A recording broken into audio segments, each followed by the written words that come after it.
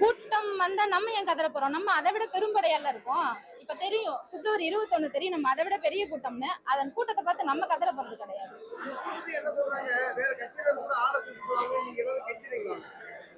அப்படி சொல்லலையே. அவங்கள மாதிரி தாவேக்காவை தவிர வேற யாருமே கட்சியே இல்ல. எடுத்த உடனே நான் எங்களுக்கு டிஎம்கேக்கு தான் போட்டி, வேற யாரும் கட்சியே இல்ல நாங்க சொல்லல. நீங்க மாற்று கட்சியை சார்ந்தவங்களாவும் இருக்கலாம், உங்களுடைய சித்தாந்தம் வேற எது வேணாலும் இருக்கலாம். ஆனா வந்து இந்த மண்ணுக்கும் மக்களுக்குமான அரசியல் நாங்க என்ன சொல்றோம்னு வந்து பாருங்க, உங்களுக்கு பிடிச்சிருந்தா ஓட்டு போடுங்கன்னு தான் நாங்க சொல்றோம்.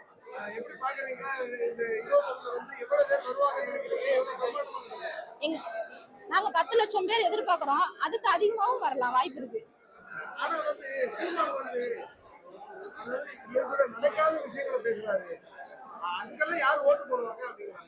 சிங்கப்பூர் எப்படி இருந்ததுன்னு உங்களுக்கு தெரியும். அண்ணன் லீ வாங் ஷூ அவர் சொல்லுவாங்க, அவரு தானே.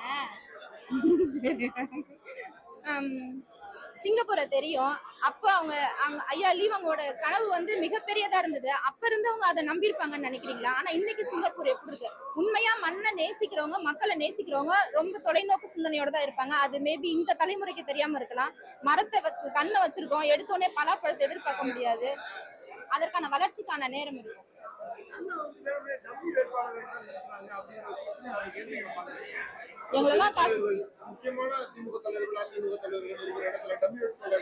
ஒருவேளை அண்ணன் பார்வையில அவங்களுக்கு நாங்களே சரியா இருப்போம்னு தோணலாம் இல்லையா? எங்களை பார்த்தா உங்களுக்கு டம்மியாவ தெரியுது இல்ல? அததான் அவங்களுக்கும் நான் கேக்குறேன்.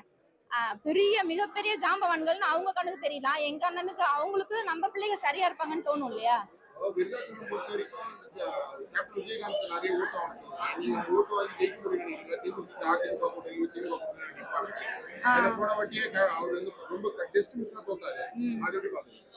தம்பி நீங்க ஒண்ணு தெரிஞ்சுக்குங்க, ஐயா விஜயகாந்த் அவர்கள் ஜெயிச்சாங்க.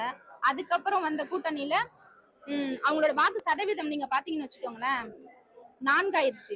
அடுத்த தேர்தல்ல 0.76 எடுத்திருக்காங்க. நாம் தமிழர் கட்சி எவ்வளவு எடுத்திருக்கோம்? 1, 7, 1, 4, 8க்கு வந்துட்டோம். 8 வந்துட்டோம். அப்ப நாங்க வளர்ச்சி அடைந்திருக்கோமா, வீழ்ச்சி அடைந்திருக்கோமா? நீங்க விஜயகாந்த் ஐயா கட்சியோட நீங்க ஒப்பிட்டு பார்க்கும் போது நான் சொல்றேன்.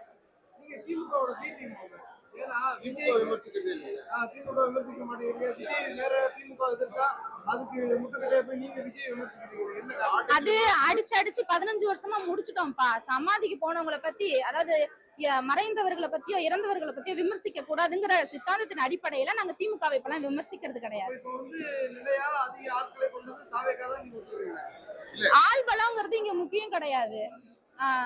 ஒரு தலைவன் அவங்களுக்கான அந்த கட்சிக்கான கொள்கை இருக்கும், அந்த கட்சிக்கான கோட்பாடு இருக்கும். தலைவன் என்ன சிந்திக்கிறாரோ அதை தன்னுடைய கடை கோடி தொண்டனுக்கும் அந்த சிந்தனையை கடத்துறாங்க இல்லையா, அதுதான் உண்மையான வெற்றி. அப்படி பார்க்கும் போது நாங்க தான் நிறைய இருக்குப்பா. கோடிகள்ல கொடுக்க, பல கோடிகள்ல கொடுத்துருக்கோம்.